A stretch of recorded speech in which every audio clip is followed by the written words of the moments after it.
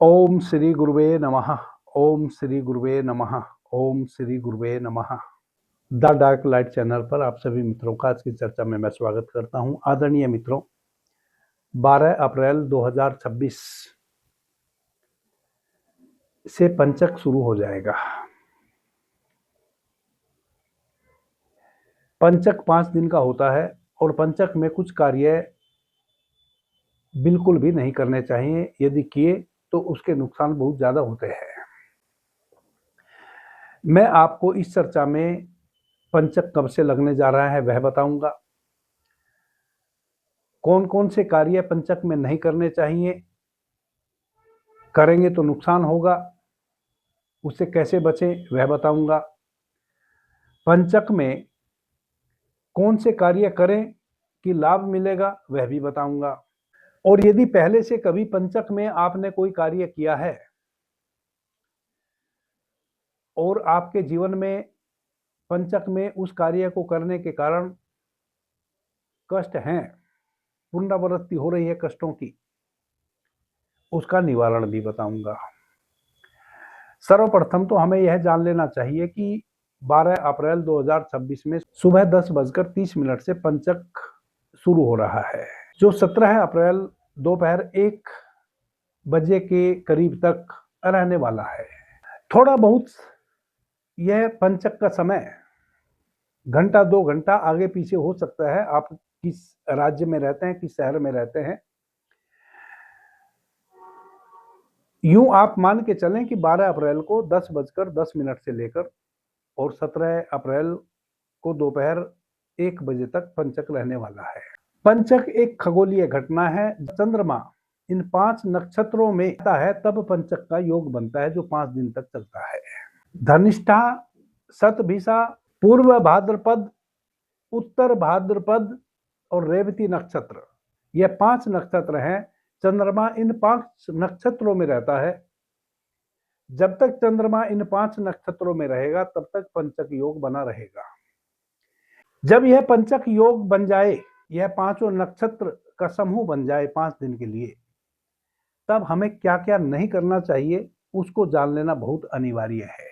जिन कार्यों का शास्त्रों में सदैव से निषेध लिखा हुआ है, जो कार्य हमें नहीं करने चाहिए पंचक में, उसको आप नोट कर लें।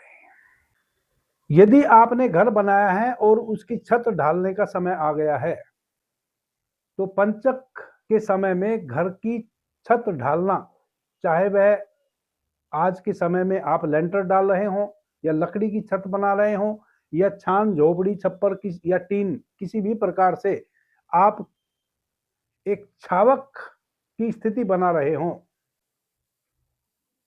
चाहे वह लकड़ी की छत हो, चाहे सीमेंट की छत हो या टीन की छत हो या फूस की छत हो, किसी भी स्थिति में किसी भी घर की झोपड़ी की छान की छत नहीं बनानी है। यदि बनाएंगे तो उस छत के नीचे रहने वाला व्यक्ति कभी भी सुखी नहीं रह सकता। वह नाना प्रकार के कष्टों से ओतप्रोत रहने वाला है का जीवन। फर्नीचर का कोई भी सामान इकट्ठा करना, यह भी निषिद्ध है शास्त्रों में। यानी कि लकड़ी से बना कोई भी आइटम या लकड़ी ही इकट्ठा करना इन 5 दिनों में खतरे से खाली नहीं है। नंबर 2, दक्षिण दिशा में इन 5 दिनों में हरगिज भी यात्रा ना करें। अब यहां यात्रा का मतलब कई मित्र उल्टा समझ लेते हैं। यात्रा का मतलब होता है एक स्थान से दूसरे स्थान को परिवर्तित करना। जहां आप किसी कार्य हेतु जा रहे हैं, हमेशा नहीं जाते हैं। एक दक्षिण दिशा में मान लिया आपकी दुकान है, आपका खेत है, खलिहान है, तो आप जाएंगे ही। परंतु दक्षिण दिशा में यात्रा से यहां निषेध का मतलब है कि दक्षिण दिशा में किसी रिश्तेदारी में जाना, कोई नया रिश्ता बनाना या कोई सामान नया खरीदने जाना, यानी कि कुछ भी नए की तैयारी करना या किसी मित्र के घर जाना या किसी रिश्तेदार के यहां जाना, यह सब निषेध है। क्योंकि जब तक यह पंचक योग बना रहेगा, यह दिशा यम की दिशा मानी जाती है। और यम की दिशा का मतलब है कि चारों तरफ से आपको कष्ट होते चले जाएंगे। यानी कि ऐसे ऐसे कष्ट होंगे जो आपको बहुत जल्दी मृत्यु की ओर लेकर जाएंगे। तीसरा, यदि पंचक के समय किसी की मृत्यु हो जाए तो शास्त्रों में लिखा है कि उसका दाह संस्कार नहीं करना चाहिए। और यदि कोई मृत्यु को उपलब्ध हो जाए इस पंचक में, जो कि पूरी पृथ्वी पर कहीं ना कहीं कोई तो मरेगा, तो उसके साथ 5 पुतले बनाकर दफनाने का प्रावधान है। यदि अकेले सबको आपने जलाया या दफनाया तो कहते हैं कि एक परिपाटी बन जाएगी, बहुत जल्दी जल्दी परिवार का कोई ना कोई व्यक्ति अकाल मृत्यु को उपलब्ध होता रहेगा प्रत्येक वर्ष। तो यदि इस पंचक के समय में किसी की मृत्यु हो जाए तो विधि विधान के साथ 5 पुतलों को भी उस सब के साथ जलाया या दफनाया जाना चाहिए, ऐसा शास्त्रों में लिखा है। वरना तो मृत्यु की पुनरावृत्ति परिवार में होनी शुरू हो जाएगी। रात्रि में जिस बिस्तर पर आप शयन करते हैं, चाहे वह चारपाई है, चाहे पलंग है, चाहे चटाई है या गद्दा है, कुछ भी जिस पे रात्रि में आपने शयन करना हो, वैसा कोई भी सामान आपने इस पंचक के समय में इन 5 दिनों में परचेज नहीं करना चाहिए नया।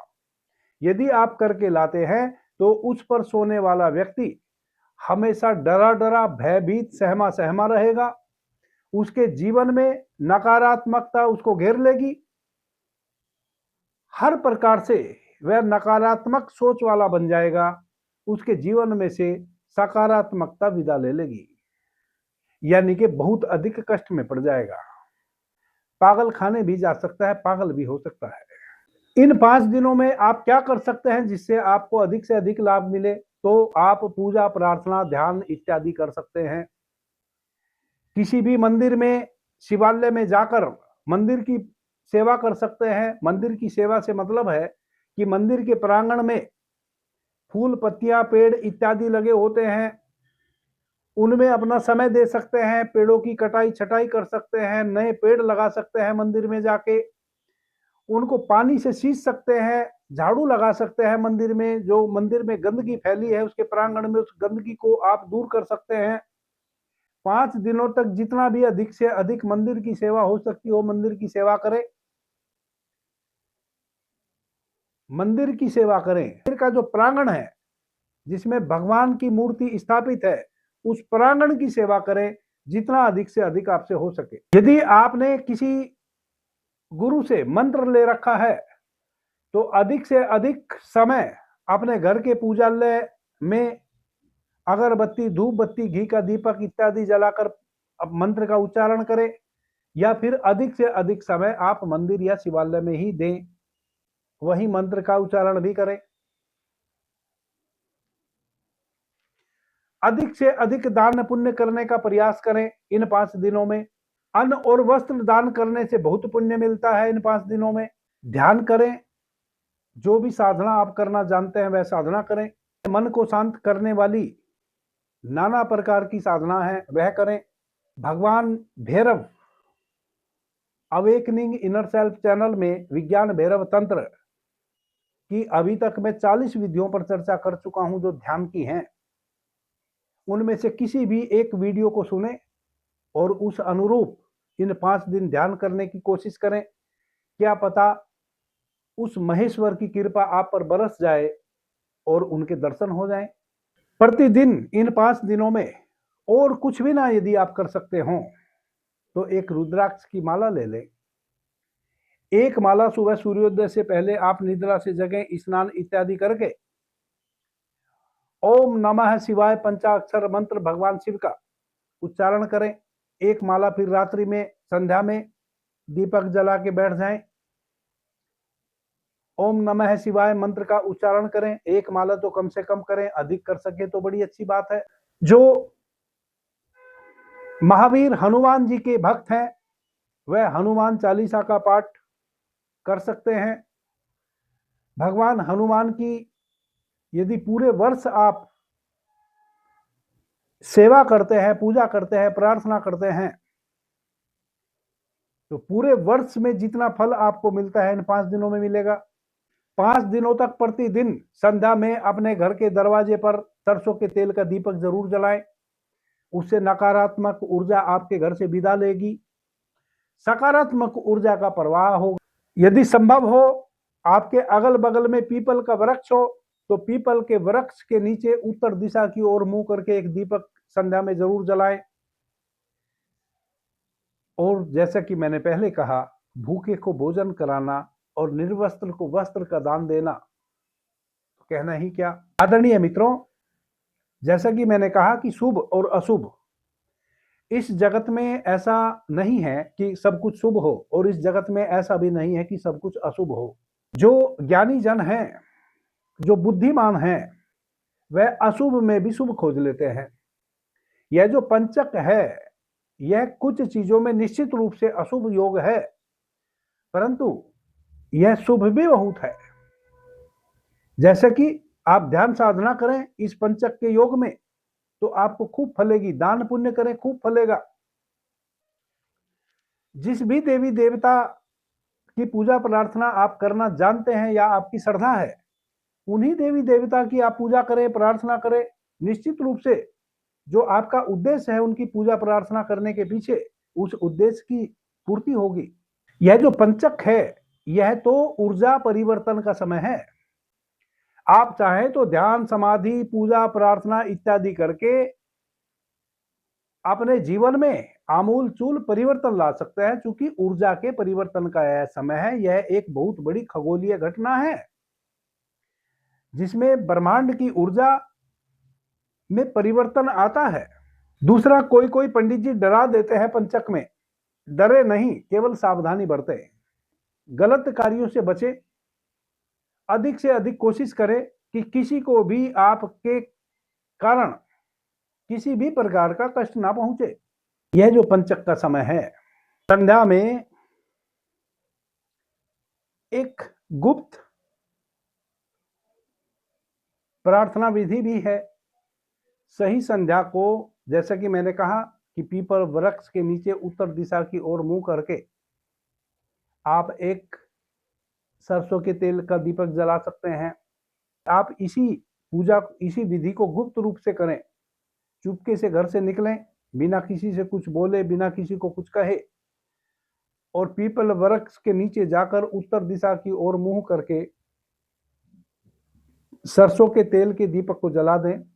ओम हनुमते नमः, ओम हनुमते नमः, ओम हनुमते नमः मंत्र का उच्चारण करते हुए 7 चक्कर उस पीपल वृक्ष की, यानी कि 7 परिक्रमा उस पीपल वृक्ष की धीमी गति से चल के ओम हनुमते नमः मंत्र का उच्चारण करते हुए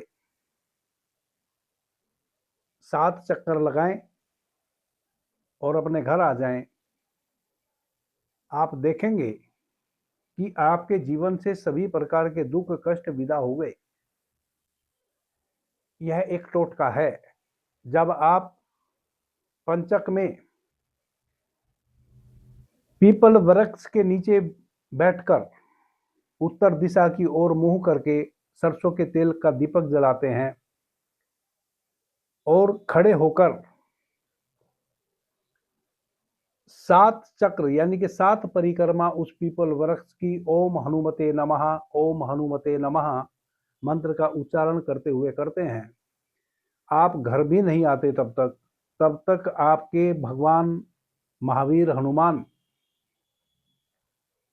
सारे कष्ट अपने ऊपर ले लेते हैं। आदरणीय मित्रों, पीपल का वृक्ष